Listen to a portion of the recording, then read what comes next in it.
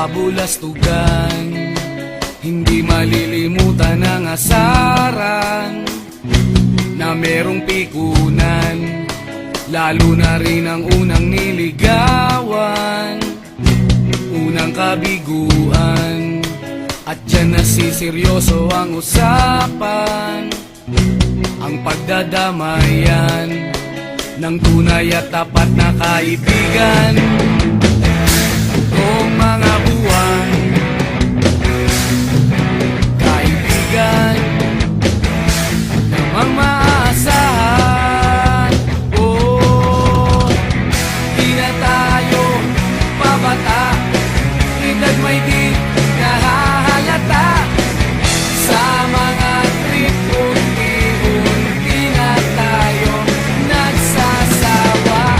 Pero kahit ganon, barkadang matatag hanggang sa ngayon.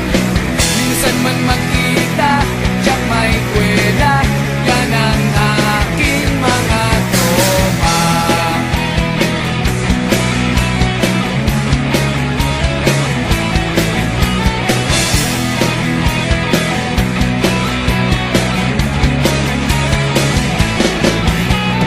Inuman na pang magdamagan, minsan inaabot pa ng ayaan, na kung saan-saan, na para bang walang kinabukasan at kahantungan. At dyan nasiseryoso ang usapan, ang pagpapayuhan ng tunay at tapat na kaibigan.